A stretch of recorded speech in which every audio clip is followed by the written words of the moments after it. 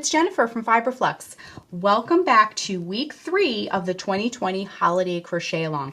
We are in the midst of making this beautiful holly jolly pocket shawl. This is a simple to make corner to corner shawl. And then today we're going to be doing some assembly work and some finishing work. So last week for week 2, we made the corner to corner rectangle. We made just a big long rectangle. It was divided into 3 parts. And in case you missed that, I can put the links down below for that as well. But today we're going to be flipping up either end of our shawl to create these wonderful pockets in the bottom. Now they're totally optional. You can just make it a regular shawl if you prefer. Then we're going to be adding these really fun tassels to each corner of the pockets. And then finally, we're going to be doing some finish work and weaving in the ends, etc. So today you'll need your a little bit of leftover yarn from your piece, or a piece of matching yarn if you have a similar color to seam up the sides. You'll need your yarn for your tassels, and you'll need a tapestry needle and a pair of scissors.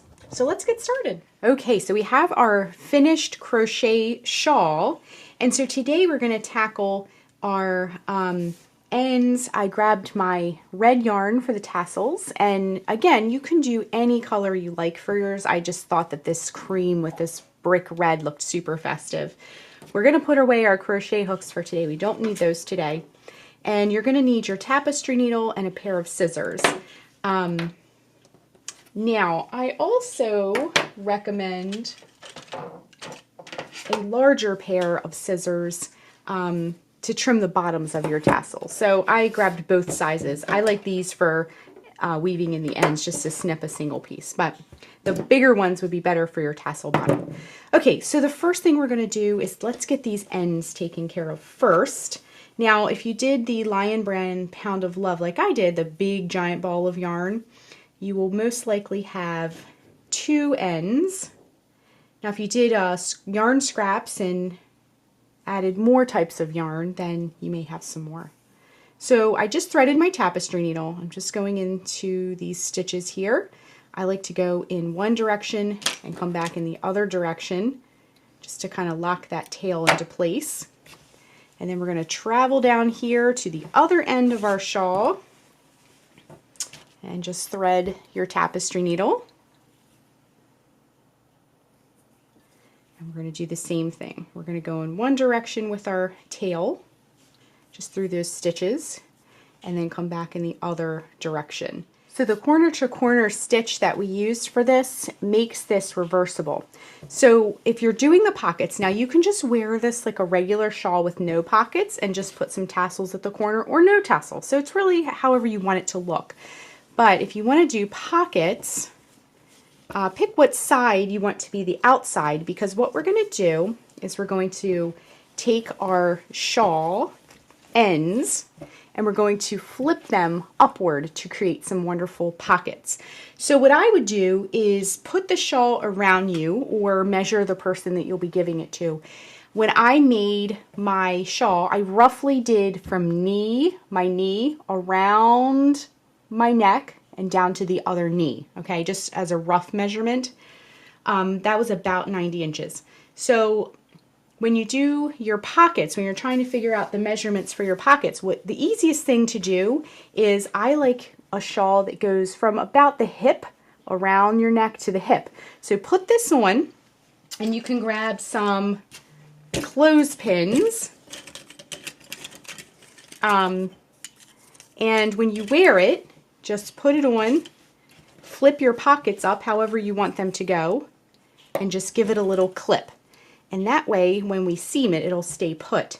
Now, the corner to corner makes a nice grid, so just make sure that when you seam it, if we flip this down, that using this line here of blocks, that you're staying on the same line from one end all the way across the other end.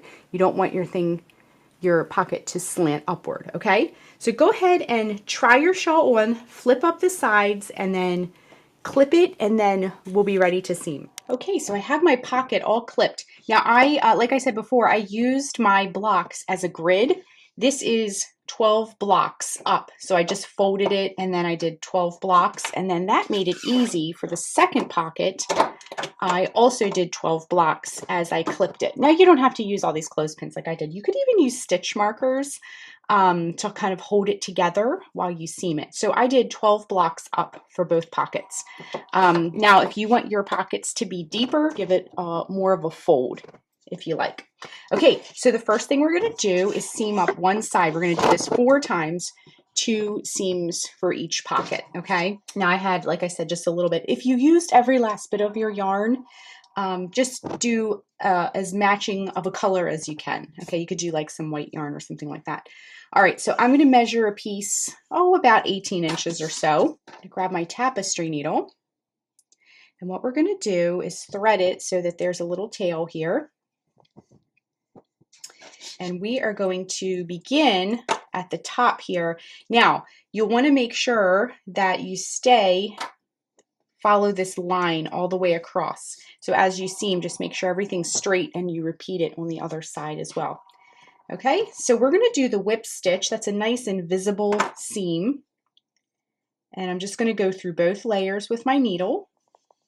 And I'm going to pull it almost all the way through here and tie it. Okay, tie a nice secure knot. And because we're using matching yarn, it will blend nicely. And then all a whip stitch is it's a spiral through your work. It's a nice invisible seam and it's very easy to do. Sandwich the 2 pieces together, and we're going to just take our needle through both layers.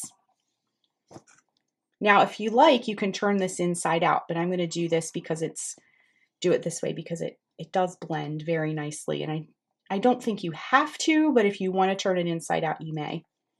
Okay, so you can just go ahead and do your whip stitch all the way down the side of your piece. So I'm going to go ahead and seam mine, and then we'll rejoin in just a minute.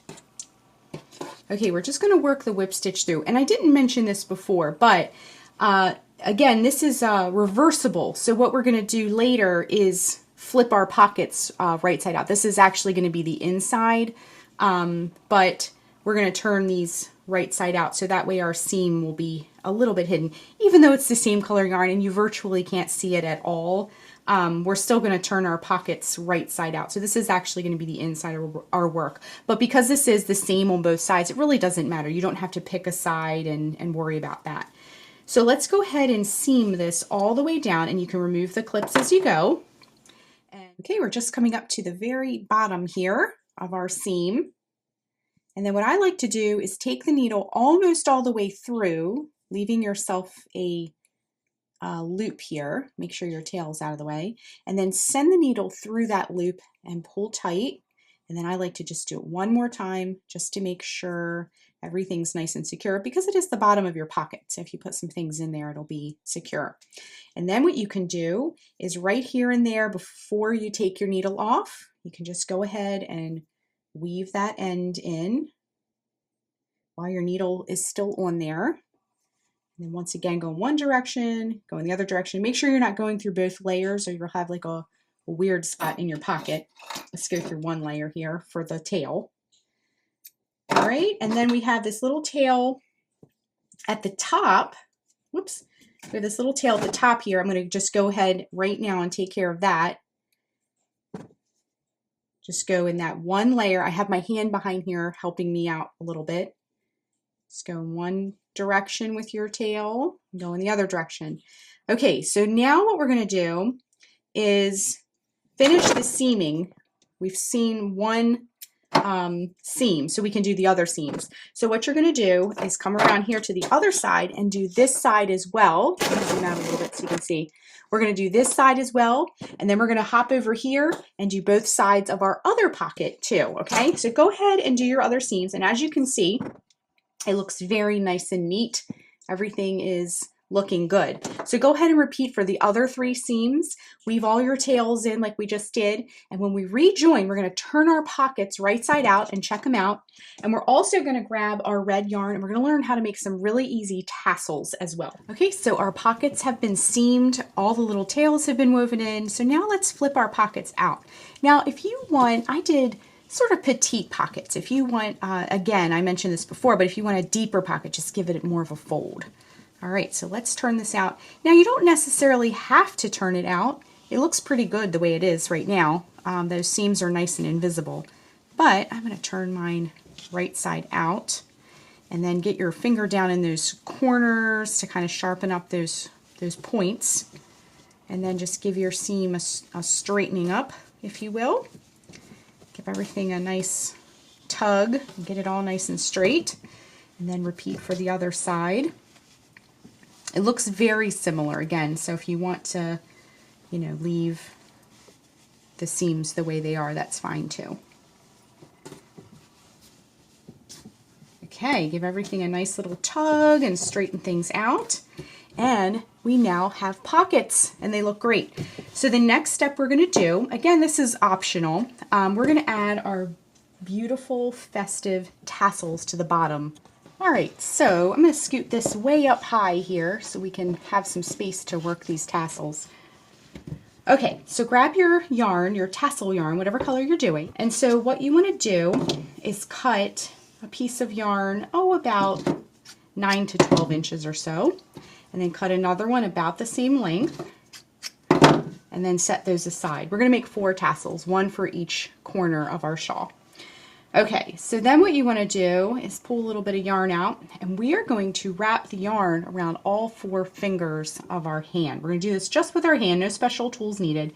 So let the piece of yarn come down the front of your hand, and then you're just going to start wrapping the yarn around all 4 fingers. So every time you pass around your pinky, count that as 1 wrap. So 1, 2, 3, 4, 35, 36, 37, 38, 39, and 40. Okay, so let that other tail come down also and cut the yarn. So if you want a denser tassel, you can keep wrapping. I did 40. That's going to give me a nice full enough, but not super poofy, I guess you could say, for lack of a technical term. So we have both tails pointing straight down. And then what we're going to do is take one of the pieces you cut before and kind of tuck them up under your hand, like that. Take those 2 ends and then carefully slip this off of your hand, and so that your little bundle is hanging down. Then what you're going to do is take these 2 ends and tie them nice and snug, just like that. And then you can take your second piece of yarn and just sort of like lay it on the table and lay your tassel over top. I would say about 1/3 of the way down, and then tie it. I'm going to slide this underneath so you can see a little bit better. But I would say about 1/3 of the way down and tie nice and tight. Okay, and then you can let those 2 pieces hang down. Now what you'll find with tassels is that you have a piece that lays nice and straight, and then you'll have one that sort of sticks out. So you can grab your tapestry needle if it bothers you. It's not an issue, don't worry about it. And then you're going to take your tapestry needle and come up under that band that we just created, just to sort of tuck it out of the way here, and then give it a little tug, okay? Now at the bottom, grab your hand. These are going to be kind of like your handles. You'll be using those to tie onto your shawl. Flip your tassel upside down, and what we're going to do, I like to cut some of this excess off just to get it out of the way, but we're going to cut all these loops. So wherever you see a loop at the bottom, go ahead and give that a cut. Now this is, as you can see, the larger scissors are super helpful for this part. The little scissors, well, they would work, but it would take a little bit longer. I do like to keep those little scissors though, just for one little trimming of yarn here and there. Okay, so then once you get all your loops cut out, give it a little shake, get everything down to the bottom, and then smooth it out, and then we're going to cut it straight across. And I'm going to get my shawl out of the way so I don't get yarn crumbs all over it. And we're just going to cut straight across with our scissors. Again, these big scissors are nice and helpful. Make sure they're sharp. Okay, get all your little crumbs, give it a little shake. And then if you see any pieces that are sort of sticking up a little bit like that, you can sort of pull them down. Get everything straightened out here. And then you can cut any little long pieces that you see. Okay, and we're going to sweep that aside. Grab our tapestry needle once again. Give it a little shake. Get everything nice and neat. And then grab your shawl again. And then what we're going to do is these two little pieces here. Grab one of them. Thread your tapestry needle. And then we're going to go in the corner here of our shawl. Right in that corner. The cornermost corner. And then pull that through, and then we're just going to tie this right on. Okay, so give it a tie. Now these are going to be hanging off the bottom of something you're going to be wearing, so make sure you get some nice good knots in there. And then weaving in ends for a tassel is very easy. You definitely don't want to take this red yarn up into your shawl because it'll stick out and not look as nice. But what you can do is take your ends through the middle. So see where this knot is? We're going to go straight down from this knot and then locate it up underneath like this and pull it through, and then do the same for the other side, or the other tail rather. Pull that through, give it a nice tug, and then if you see any long pieces, this is a great time to sort of address those. Just like that, and then take your scissors and give those little tails a trim. I caught a few more too that looked a little long to me. And we now have one gorgeous tassel on our shawl. So then what you want to do is repeat for this corner and then the other two corners of our pocket on this side. Okay, so one per corner. Now, if you want to get really fancy and you have lots of tassel yarn, you could do a whole row all the way across, and that would look really pretty as well. So I'm going to repeat my other tassels, and I'm going to make 3 more, and then we'll rejoin in just a moment. So our shawl is officially finished. It looks wonderful. I'm so excited how it turned out. And if you're sharing your work on social media, be sure and use the hashtag FiberFluxCal to share your work. And also the Ravelry group and the Facebook group, the links can be found down below, but be sure and hop over and join those groups too. That's a wonderful place to connect with other makers, to ask questions. It's a great place to hang out. Now, next week for week 4, so we're done our shawl, but for week 4, what I like to do is do kind of like a roundup. So I'll create a post next week and I'll share it here on YouTube, but I always like to get all the videos on one post, all the links to the tutorials on one post so that you have it in one handy place after the crochet along is over, and you can go back if you want to make more or refer back to it in one spot. Thanks so much for watching, and be sure and click the subscribe button to get all the latest FiberFlux video updates. Thanks again.